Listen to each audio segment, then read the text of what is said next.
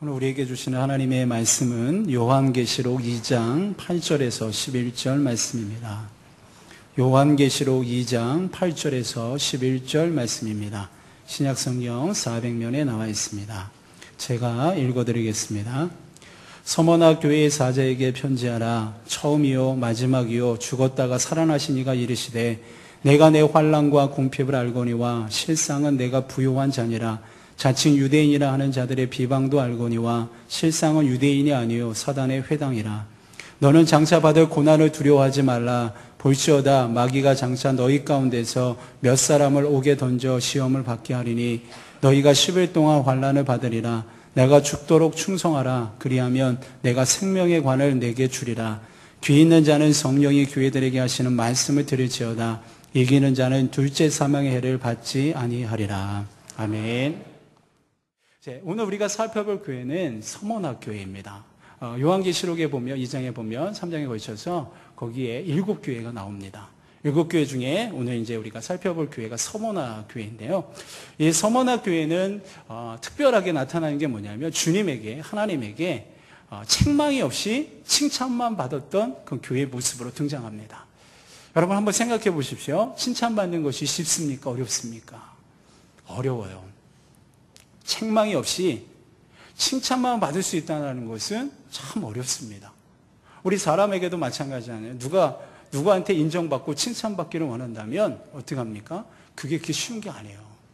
그 사람의 마음에 맞아야지만 칭찬을 받을 수 있기 때문입니다. 근데 오늘 여러분 이 서머나 교회는 하나님으로부터 칭찬받은 교회입니다. 하나님은 여러분 뭐죠? 다 알고 계십니다. 우리 사람은 그 사람의 마음의 감정이 어떤 마음을 품고 있는지 잘 모르잖아요. 그런데 하나님은 정확히 아십니다. 우리가 가지고 있는 마음 다 알고 계세요. 그런데 하나님으로부터 이렇게 칭찬을 받을 수 있었더라고 하는 것은 이 서머나 교회가 하나님으로부터 엄청난 일을 하고 있다는 겁니다. 참 놀라운 교회예요. 우리가 정말로 본받고 싶은 교회 중에 하나가 바로 이 서머나 교회입니다. 그러면 이 서머나 교회가 어떤 일을 했길래 어떠한 모습으로 그들이 살아갔길래 과연 주님으로부터 칭찬을 받을 수 있었을까? 오늘 이 말씀을 여러분들과 나누기를 원합니다. 근데 이 말씀이 여러분들에게 부담이 될 수도 있어요. 왜냐하면 좀 힘든 단어가 나오기 때문에 그렇습니다. 그래도 여러분들이 이해하시고 잘 받아들이셔서 교회를 위해서 그리고 여러분 자신을 위해서 주님 앞에 진정으로 최선을 다함을 통해서 칭찬받을 수 있는 은혜가 여러분 가운데 나타나기를 원합니다. 여러분 기독교를 보면은 기독교의 성장 과정들을 보면 항상 같이 다녔던 게 있습니다. 그게 박해와 핍박입니다. 박해와 핍박은 기독교가 성장하는 모든 순간에 항상 같이 있었습니다. 그래서 많은 사람들이 박해를 받습니다. 그래서 목숨을 잃었고요. 또한 이 박해로 인해서 더 놀라운 사실이 하나가 나타났는데 그게 땅끝까지 복음이 전해지는 역사가 나타났습니다. 여러분 이러한 그 기독교의 박해와 함께 상당히 많은 이게 역사들이 이루어졌습니다. 그래서 결국은 313년에 기독교가 로마의 국교로 공인되기까지 하는 놀라운 일이 나타나게 되어집니다. 그런데 여러분 이러한 공인되기까지 그 안에 수많은 박해가 있었습니다. 여러분들이 알지 못하는 수많은 박해들이 있었죠. 대표적인 박해가 10가지로 등장하고 있습니다. 이 자리에 여러분들에게 이 10가지를 다 말씀드릴 수는 없어요. 그런데 중요한 사항들만 여러분들에게 말씀을 드릴까 합니다. 첫 번째 박해는 우리가 잘 알고 있는 로마의 황제였던 네로 황제입니다. 이 네로 황제는 자기가 시를 짓고 싶은 거예요. 근데 시를 짓고 싶은데 이 시형이 생각이 나지 않습니다. 그러면 어떻게 하면 생각이 날 수 있을까? 생각한 끝에 로마시에 불을 지르는 거였습니다. 그래서 로마시에 사람들을 시켜서 불을 지르죠. 이 불이 점점점 활활 타오르면서 이것이 이제 문제가 되어집니다. 이 문제가 되면서 네로가 그 책임을 회피하기 위해서 대상을 잡았던 것이 바로 기독교인들이었습니다. 그래서 기독교인들이 불을 질렀다라고 하는 헛소문을 퍼뜨렸습니다. 그래서 그것으로 인해 기독교인들이 핍박을 당하게 되고 투옥되어지고 심지어 이제 처형까지 당하게 되어집니다. 여러분 이 네로의 박해 때 순교했던 예수님의 제자가 있습니다. 그 제자가 우리가 잘 알고 있는 베드로입니다. 여러분 베드로 순교에 대한 이야기 전해져 내려오는 이야기가 있습니다. 베드로가 로마에 올라갔는데 마침 네로의 핍박이 너무 심한 것이었습니다. 그래서 그의 제자들이 베드로를 피신시킵니다. 그래서 로마에서 피신시켜서 다른 곳으로 떠나게 합니다. 그래서 안내자들이 다 이제 피신시키고 돌아간 다음에 혼자 산을 넘어가는데, 그런데 아침 안개 사이로 태양이 비치면서 주님이 걸어오시는 거예요. 주님이 걸어오십니다. 주님이 걸어오시는데 베드로를 보셨음에도 불구하고 주님이 베드로를 그냥 지나쳐 가시는 겁니다. 그랬을 때 베드로가 예수님을 향해서 이렇게 외치지요. 커바디스 도미네라고 외칩니다. 이 말은 주여 어디로 가시나이까? 라고 물어봅니다. 그러자 예수님께서 베드로에게 이렇게 얘기합니다. 베드로야, 내가 버리고 간 나의 양무리를 위해서 내가 다시 십자가를 지러 그곳으로 간다. 이야기를 해주십니다. 그래서 베드로가 이 말씀에 다시 한번 꼬꾸라집니다. 그리고 주님, 내가 로마로 들어가겠습니다. 그리고 베드로가 직접적으로 로마에 들어가서 복음을 전하다 잡힙니다. 그리고 그는 죽으면서 내가 어떻게 예수님처럼 못 박혀 죽을 수 있습니까? 나를 거꾸로 못 박아 죽이십시오. 그래서 여러분, 베드로의 순교가 이 네로 황제 때 이루어지게 되어집니다. 두 번째는 도미시안 황제 때 이루어졌을 때 사도 요한에 대한 그런 박해가 되어집니다. 그래서 끓는 기름가마 속에 들어갔는데 죽지 않았습니다. 그래서 결국은 반모섬에 유배돼서 그곳에서 오늘 우리가 읽었던 요한계시록을 기록하게 되죠. 세 번째 박해는 트라잔 황제라고 하는 그러한 이 사람으로 인해서 박해가 되어집니다. 그랬을 때 베드로의 수제였던 이그나시우스가 80세에 죽게 되어지고, 그리고 이 서머나 교회에 관련된 아주 중요한 인물이 있습니다. 바로 그게 폴리캅 감독입니다. 폴리캅 감독에 대한 이야기를 잠시 하면요, 그는 2세기 서머나 교회에서 복음을 전했던 그런 감독이었습니다. 그가 86세까지 하나님의 교회를 온전히 섬겼습니다. 그래서 그는 고결한 인격 때문에 인해서 예수님을 믿는 사람이건 안 믿는 사람이건, 심지어 예수님을 믿는 사람들을 박해하는 사람도 이 폴리캅 감독은 존경했습니다. 그러나 법 때문에 어쩔 수 없이 폴리캅이 이제 사형을 청하게 됩니다. 그때 이제 사형 집행인이 폴리캅에게 마지막으로 이렇게 부탁을 해요. 폴리캅 감독이요, 나는 당신이 이렇게 나이 많이 들어서 노인의 몸으로 비참하게 죽어가는 것을 원하지 않습니다. 그러니까 거짓말이라도 제발 예수를 믿지 않겠다라고 거짓말이라도 한번 고백해 주십시오. 그러면 당신은 놓아줄 테니까 다른 지방에 가서 예수를 믿든지 예수를 전하든지 당신 마음대로 하십시오. 이렇게 사형 집행인이 부탁을 하는 겁니다. 그때 여러분, 폴리캅의 아주 유명한 대답이 나오죠. 86년 동안 나는 그분을 섬겨왔습니다. 그런데 내게 아무런 잘못도 없고 거짓말한 적도 없습니다. 그런데 내가 어떻게 그분, 나의 왕을 모독하고 어떻게 배반할 수 있겠습니까? 끝까지 거절합니다. 그래서 그는 세계와 교회를 위해서 2시간 동안 큰 소리로 기도한 후에 그리고 화형을 당해서 순교를 당하게 됩니다. 여러분, 이렇게 거쳐서 마지막에 이제 디오클레시안이라고 하는 황제를 통해서 완전히 기독교인들이 박멸시킨다라고 하는 기념비까지 세우게 됩니다.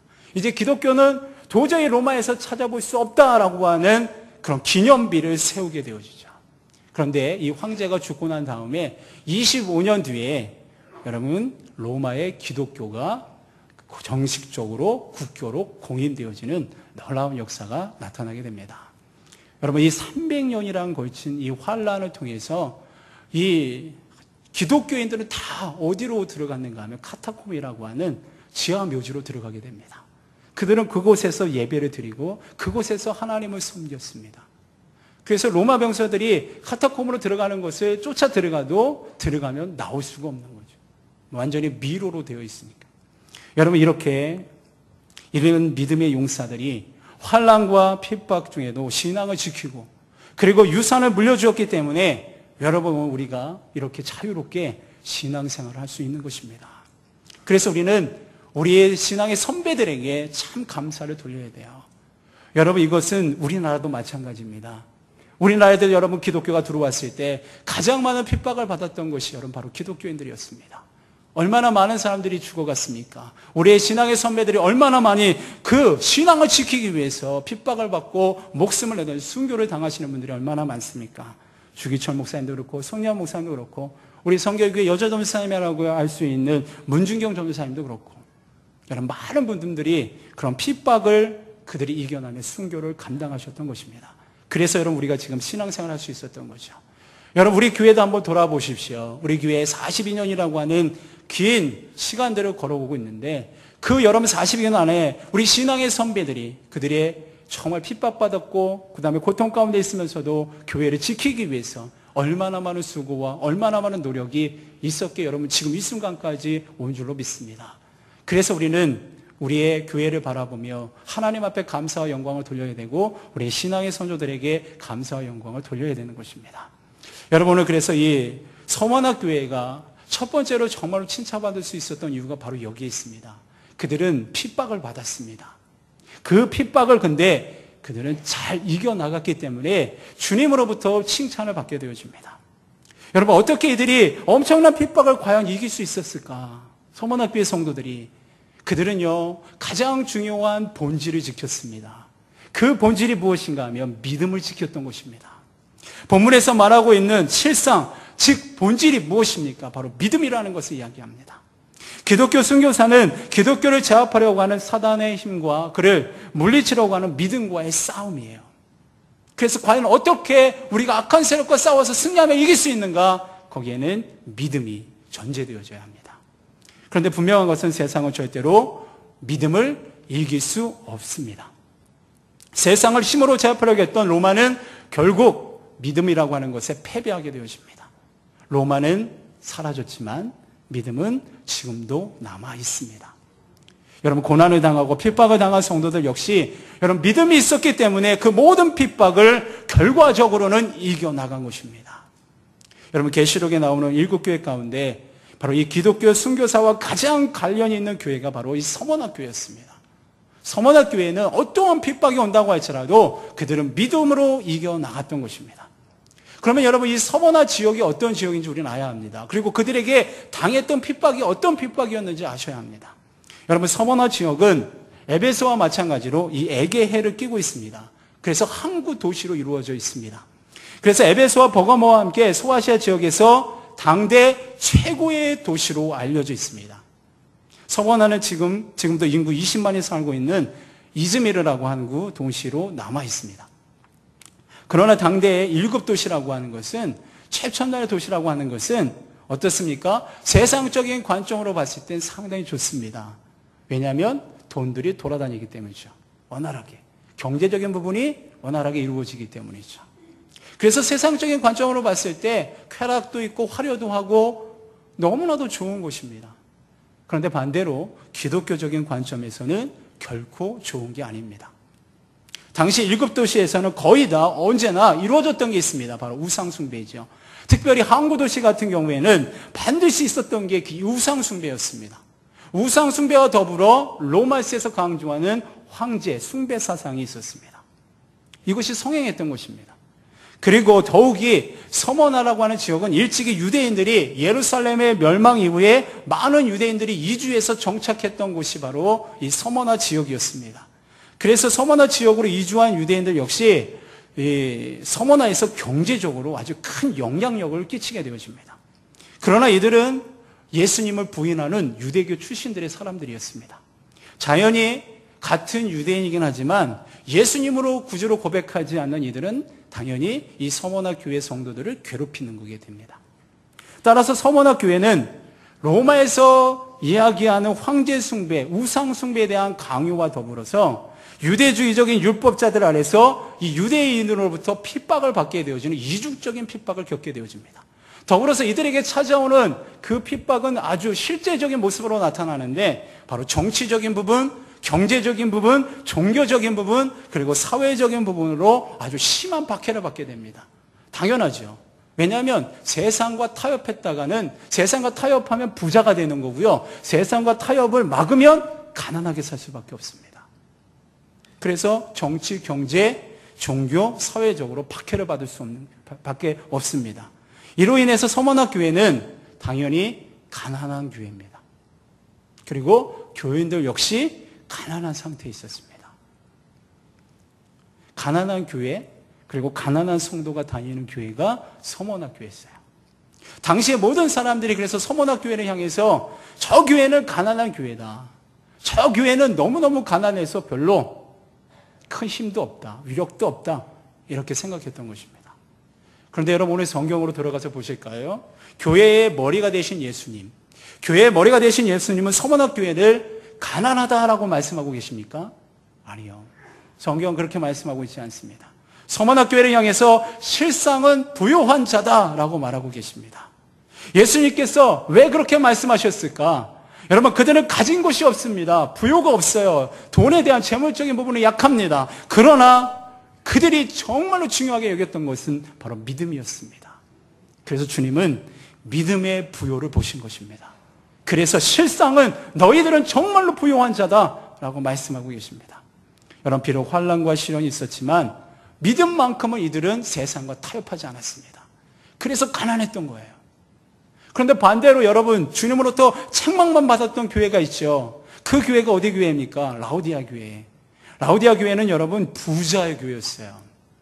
그리고 재정도 풍성했습니다. 그러나 예수님은 라오디아 교회를 향해서 책망하시죠. 어떻게 책망하시는 줄 아십니까? 공고하고 가련한 교회다라고 책망하십니다. 재정이 없고 사람이 없어도 주님 보시기에 영적으로 부유한 교회가 주님으로부터 칭찬을 받을 수 있는 교회입니다. 여러분, 믿음이 부유한 교회, 정말로 우리가 본받아야 될 교회입니다. 돈 많다고 교회가 다 부유한 게 아닙니다. 사람 많다고 교회가 다 부유한 게 아니에요. 여러분, 우리 건물을 자랑할 필요가 없는 것입니다. 우리 성도님들이 몇백 명 있다 자랑할 필요가 없는 거죠. 정말로 자랑해야 될 것은 무엇입니까? 우리의 믿음입니다. 우리의 믿음이 부요한가? 주님 오늘 이것을 우리들에게 물어보십니다. 여러분 모두는 정말로 부요한 하나님의 귀한 종들이 되시기를 바랍니다. 하나님의 자녀에게 적용되어 있습니다. 그래서 역설적인 말씀을 우리들에게 해주세요. 그 말씀이 고린도후서 6장 9절과 10절에 보면 우리들에게 이렇게 말씀해 주십니다. 제가 읽어드리겠습니다. 무명한 자 같으나 유명한 자요, 죽은 자 같으나 보라 우리가 살아있고, 징계를 받은 자 같으나 죽임을 당하지 아니하고, 근심하는 자 같으나 항상 기뻐하고, 가난한 자 같으나 많은 사람 부요하게 하고, 아무것도 없는 자 같으나 모든 것을 가진 자로다. 주님의 말씀입니다. 여러분 세상에서 봤을 때 우리는 무명한 자 같아요. 죽은 자 같아요. 징계를 받은 자 같아요. 근심하는 자 같아요. 가난하게 보입니다. 없는 것 같아요. 그런데 여러분, 우리 하나님은 그것을 바꾸시는 것입니다. 여러분, 우리는 믿음으로, 그래서 우리 주님은 우리를, 여러분, 연약하고 약한 우리를 강하고 담대하게 만드시는 놀라운 힘과 능력이 있다는 겁니다. 믿음의 부요함을 가질 때 이러한 놀라운 역사가 우리의 삶에 나타나게 되어줍니다. 특별히 여러분, 아무것도 없는 자 같으나 모든 것을 가진 자, 정말로 여러분 멋진 말 아닙니까? 여러분, 저는 여러분들이 이랬으면 좋겠습니다. 저도 마찬가지고요. 비록 이 세상에서 육신적으로 죽임을 당하고 말할 수 없는 물질적인 궁핍에 처할 수 있습니다. 그러나 여러분, 우리가 믿음을 가지고 하나님이 주셨다라고 하는 믿음을 가지고 모든 것을 다 가진 자답게 당당하게 살아가는 것, 이게 신앙인의 모습입니다. 여러분, 실상은 부요한 교회, 실상은 부요한 성도가 되어야 합니다. 세상 사람들이 가난하다고 말하고 궁핍하다고 말해도 누가 뭐래도 주님께서 부요한 자다라고 인정하시면 끝나는 것입니다. 우리 모든 대언의 성도님들, 가정, 그리고 우리 교회 정말로 주님으로부터 부요한 자다, 부요한 교회다라고 인정받고 칭찬받을 수 있는 그 놀라운 은혜가 우리 가운데 나타나기를 원합니다. 여러분, 그래서 우리는 오늘 이 본문에 보니까 정반대 상황에 놓여 있는 사람들이 나타나죠. 그 사람들이 바로 자칭 유대인들입니다. 자기들이 자칭 유대인들이라고 얘기하는 거예요. 그들은 아브라함의 자손임을 말합니다. 자기들이 선민이라는 것을 되게 자랑을 해요. 혈통적으로 유대인입니다. 그런데 하나님께서는 그들을 표면적으로 보십니다. 경제적 부를 유지하기 위해 혈통으로만 유대인을 말할 뿐 율법도 안 지킵니다. 그들은 당연히 우상을 숭배하죠. 세상과 타협을 합니다.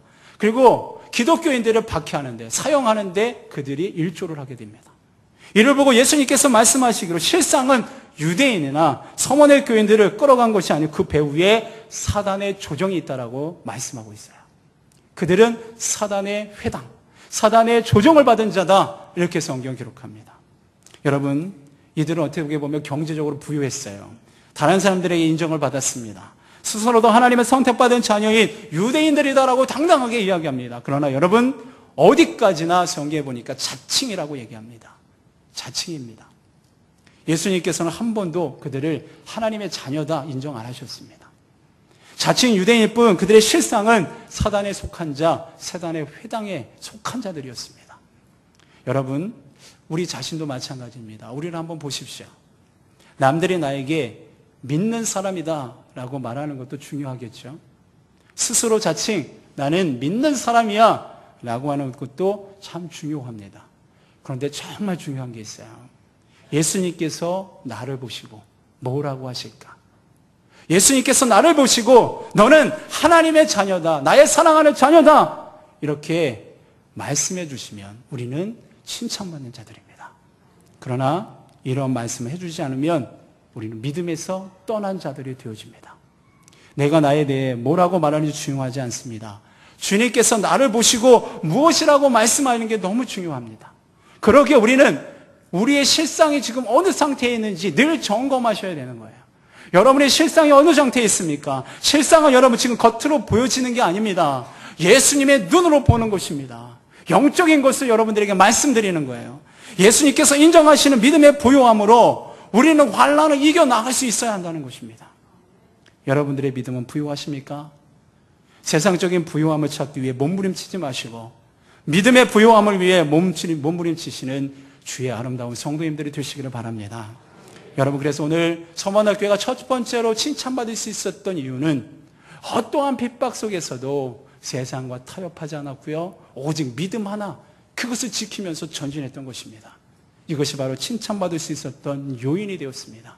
우리 교회도, 우리 성도님들도 바로 이 믿음의 부요함을 위해서 어떠한 핍박도 환난도 이겨나갈 수 있는 그런 하나님의 귀한 종들이 되시기를 다시 한번 간절히 주님의 이름으로 축원해 드립니다. 두 번째로 오늘 서원학교회가 칭찬받을 수 있었던 것은 충성 때문이었습니다. 오늘 본문에 보니까 참으로 귀한 말씀이 나옵니다. 10절에 보니까 장차 받을 고난을 두려워하지 말라 이렇게 말씀하십니다. 이 말씀은 장차 고난이 서원학교회에 올 것을 말씀해 주고 있습니다. 안 온다는 게 아닙니다. 고난이 온다 이 얘기입니다. 그러면서 그 고난을 이겨나가야 된다. 그 고난을 이기면 하나님의 약속의 선물이 있는데 생명의 면류관을 너에게 줄 것이다 이렇게 말씀하십니다. 여러분, 고난을 이겨나가는 방법에 대해서 우리는 바라는 것과는 조금 더 오늘 성경의 본문에 보면 좀 다르게 설명을 해주십니다. 고난이 오면 우리는 하나님 앞에 기도하지요. 이 고난을 제하시기 위해서 기도합니다. 이 고난을 나에게 물러가게 해주십시오. 고난을 제하게 하신다거나, 그 다음에 나에게 하나님 능력을 주십시오. 능력을 주신다거나 이렇게 하셔야 될 텐데, 오늘 서만학교회에 대해서 예수님이 제안하신 것은 이게 아니었어요. 오늘 성경을 여러분 유심히 보십시오. 고난이 오고 어떠한 핍박이 온다, 그때 너희들이 구해야 될 것, 오늘 성경에서 우리들에게 말씀하고 있는데요, 그것이 10절 하반절 밑에 부분에 보면 충성하라는 말씀을 이야기합니다. 충성. 어떻게 충성하라고 말씀하죠? 죽도록입니다. 이 단어 때문에 일부 예배 때 얼굴이 다들 힘들어 하셨어요. 죽도록이라고 하는 단어 때문에. 여러분, 죽도록 충성하라. 충성하면 좋겠는데요, 앞에 붙었습니다. 죽도록. 여러분, 서원학교회를 통해서 고난을 극복하는 최고의 방법을 말씀해 주셨는데요, 그 최고의 방법이 뭐냐? 죽도록 충성하라는 거였습니다. 여러분, 죽도록 충성하실 수 있습니까? 이게 부담이 되는 말씀이에요. 그래서 아멘을 잘 안 하시잖아요. 죽도록 충성하십시오 그러면은, 와, 내 생명을 바치라는 얘기인가? 겁먹기 시작하죠. 두렵기 시작하죠. 여러분, 환난이 다가오지만 예수님께 충성을 다할 때 우리는 환난을 이겨나갈 수 있는 방법을 주님이 제시해 주는 겁니다.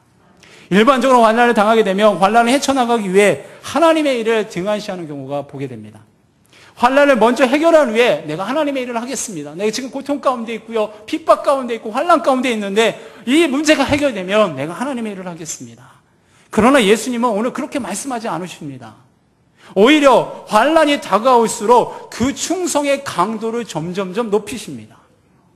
강도를 높여 충성하는데 그 강도가 어느 정도입니까? 죽도록입니다. 죽도록이 무엇입니까? 죽기 순간까지, 죽기까지 충성하라는 것입니다. 목숨을 내놓고 충성할 수 있느냐? 이걸 물어보시는 겁니다. 여러분, 우리는 충성의 한계를 우리 스스로 설정해 놓는 경우가 참 많습니다. 어디까지 우리가 설정해 놓죠? 내가 내 생활에 손해가 없는 정도까지 충성의 한계를 세워놓습니다. 그래서 열심히 하다가 내 생활에 손해가 생기면 순간 충성의 강도가 낮춰지기 시작합니다. 그런데 여러분, 그 다음에 직접적인 손해가 여러분에게 있다. 직접적인 손해가 있다. 그러면 우리는 모든 사역들을 내려놓습니다. 더 이상 못하겠습니다. 더 이상 할 수 없습니다. 우리의 사역을 내려놓습니다. 그리고 뒤로 돌아갑니다. 그런데 예수님은 그렇게 말씀하지 않으셨습니다. 오히려 죽도록이라고 하는 단어를 사용하십니다.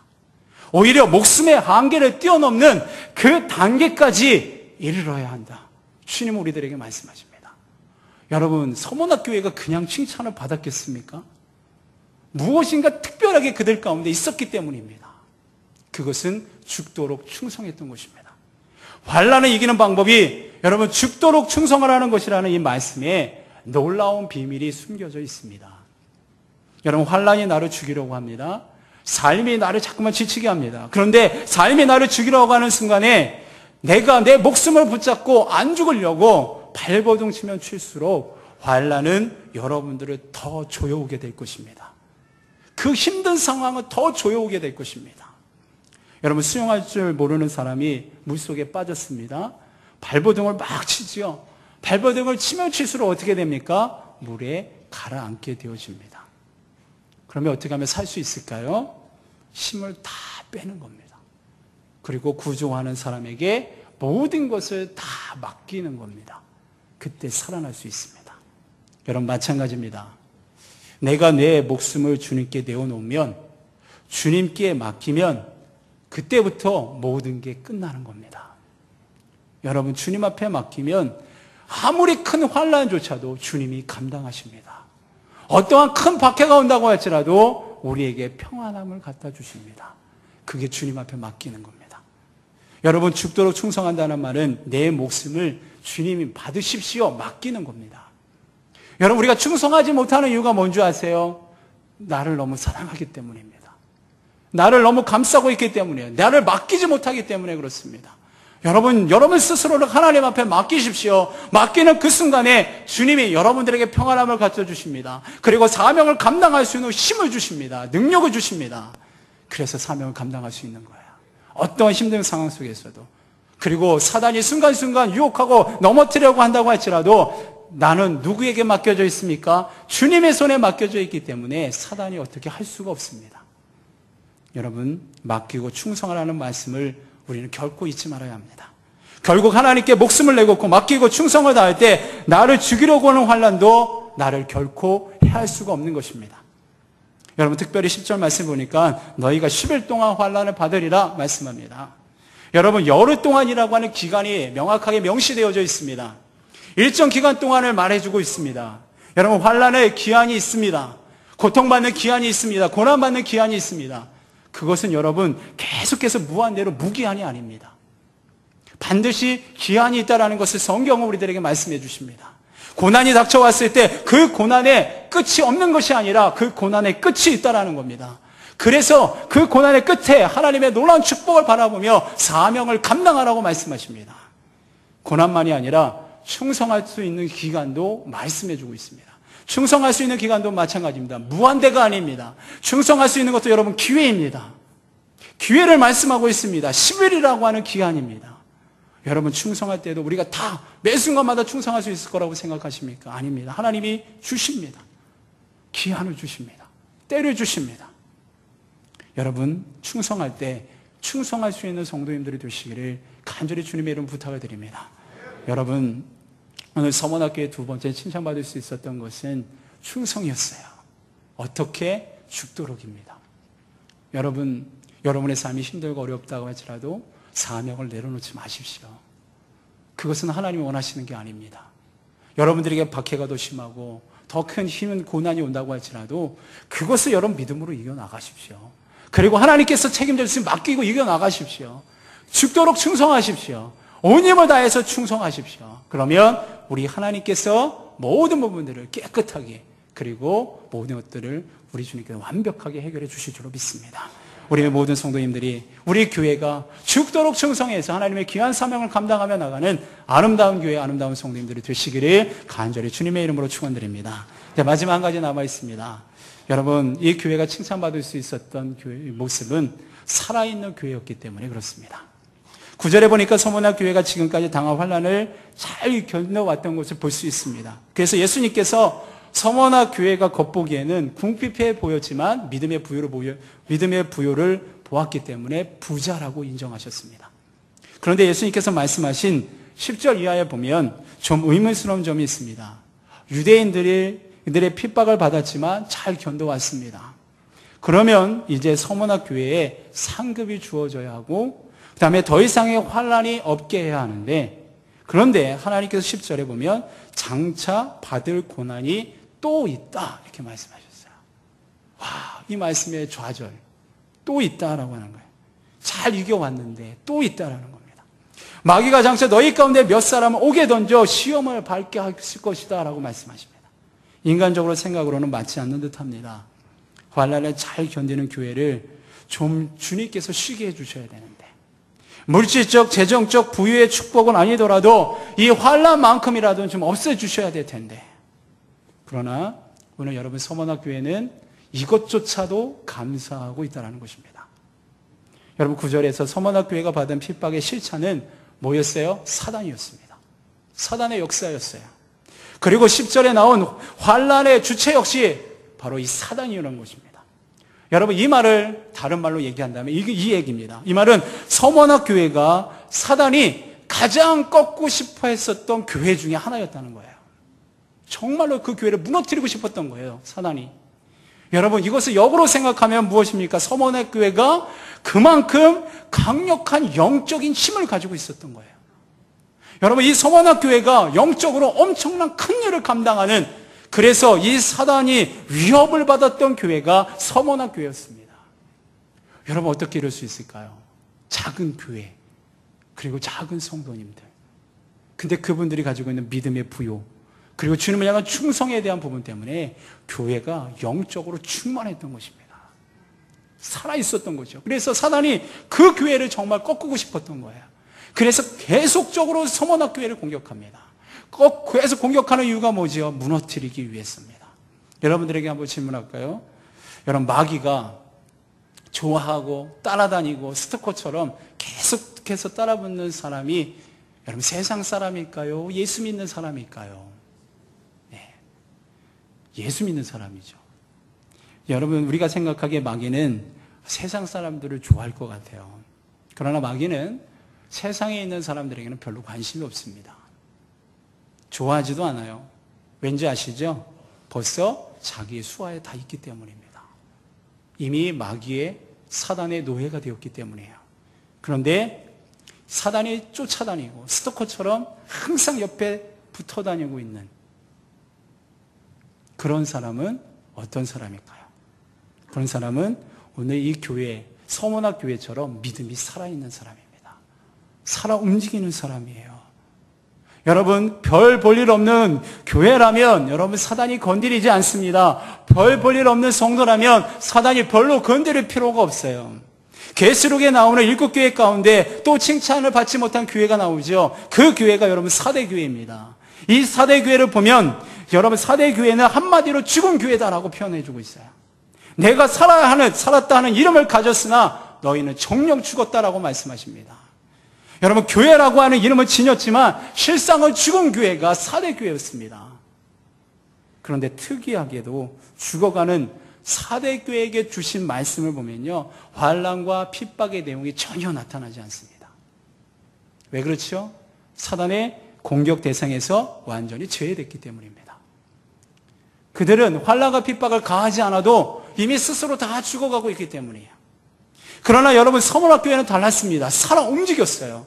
역동성이 넘쳐나는 교회였습니다. 어떠한 핍박을 받아도 이들이 다 이겨나가는 거예요. 더 강력한 핍박을 가해도 더 믿음이 성장되는 것을 보게 됩니다. 서머나 교회 자체가 사단에게 그래서 커다란 위협을 주기 때문에 그 교회를 계속 공격할 수밖에 없습니다. 그러니 여러분, 이 계속적인 공격에 얼마나 넘어질 만도 합니까? 그런데 서머나 교회는 견고하게 지켜나갑니다. 오히려 핍박이 있을 때, 박해가 있을 때, 고난이 있을 때 이 서머나 교회 성도들은 감사하고요, 더 하나님 앞에 기도로 믿음을 지켜나갑니다. 여러분, 환난이 우리에게 있을지라도 두려워하지 마십시오. 환난이 있으면 여러분 이렇게 생각하세요. 믿음이 내가 살아있구나. 여러분들에게 당하는 박해가 있습니까? 환난이 있습니까? 힘든 상황이 있습니까? 그렇다면 그것을 긍정적으로 받아들이세요. 아, 내가 믿음이 지금 살아있구나 라고 하는 말씀으로 받아들이십시오. 내가 지금 세상과 동화되지 않고 있구나라고 하는 것을 받아들이십시오. 그리고 생명의 면류관이 약속되어 있다는 것을 바라보십시오. 그리고 일어나시고 승리하시기를 바랍니다.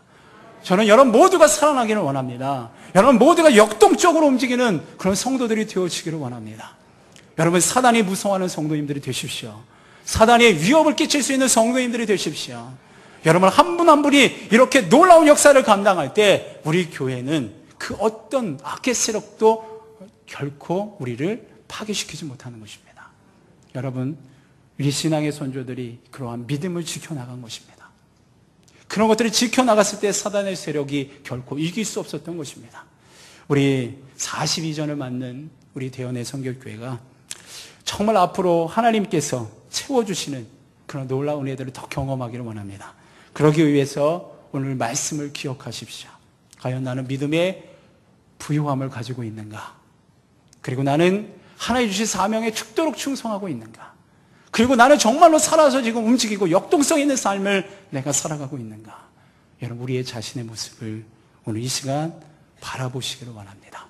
그리고 부족하다면 늦지 않았습니다. 지금부터 우리가 감당하면 되어집니다. 우리 교회 앞으로 50년, 60년, 70년, 80년, 100년 그 목표를 가지고 우리가 계속해서 정말로 오늘 주신 말씀을 따라 움직여 나감을 통해서 하나님의 놀라운 비전의 뜻을 이루어 나가는 정말 칭찬받고 인정받을 수 있는 아름다운 교회로 성장하기를 간절히 주님의 이름으로 축원해 드립니다. 이 시간 우리 다 같이 합심으로 기도하기를 원합니다. 오늘 주신 말씀을 생각하면서 먼저 우리 자신의 모습을 돌아보기를 원합니다. 과연 나는 오늘 이 서머나 교회처럼 믿음이 부요한가? 세상적인 부요함만을 내가 추구하고 따라가진 않았나? 하나님이 정말로 나에게 원하시는 것은 믿음의 부요함인데 그것을 놓치고 있지 않나? 우리의 믿음의 부요함이 어느 정도인지 여러분의 모습을 점검하기를 원합니다. 그리고 나는 과연 하나님이 주신 사명을 정말 잘 감당하고 있는가? 어느 정도의 한계선을 가지고 그것이 손해가 되어지면 나는 사명을 내려놓지는 않았는가? 오늘 주님께서 우리에게 죽도록 충성하라고 말씀하신 그 말씀을 생각하며 우리의 사명이 어느 정도인지 점검하기를 원합니다. 그리고 오늘 내가 정말로 영적으로 살아있는가? 내가 영적으로 정말로 무장되어지고 역동적인 삶을 내가 살아가고 있는가? 마귀가 두려워하는 존재인가? 마귀가 나 때문에 위협받고 있는가? 우리가 정말로 살아있는 신앙의 모습을 가지고 있는지 우리의 모습을 돌아보기를 원합니다. 그리고 이 시간 우리가 다시 한번 하나님 앞에 우리가 그동안 살아가지 못했던 것들을 용서하며 다시 한번 새로운 힘을 달라고 이 모든 가정들 이길 수 있게 해달라고 여러분 기도하시기를 원합니다. 그리고 우리 교회가 이러한 교회가 될 수 있기를 위해서 간절함으로 이 시간 우리 다 같이 합심으로 기도하겠습니다. 다 같이 일어나셔서 우리 찬송 336장 결단의 찬송 드리겠습니다.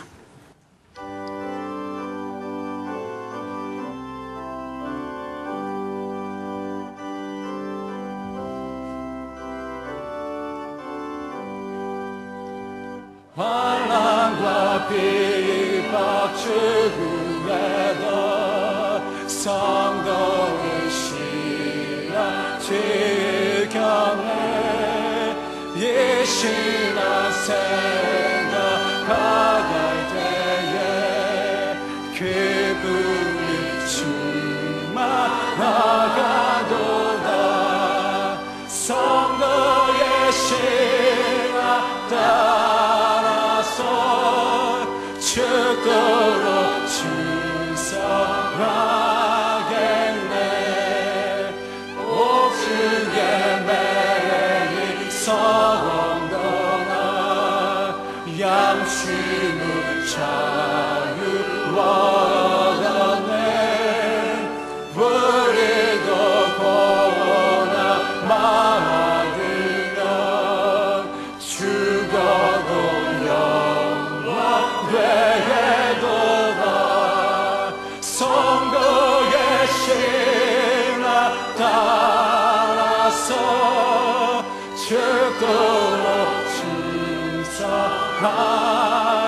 가겠네. 성도의 시기나 모험마다 원수도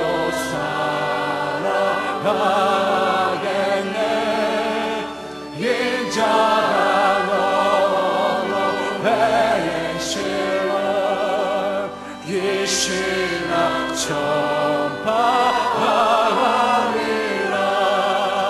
성도의 신앙 따라서 죽도록 증서하겠네.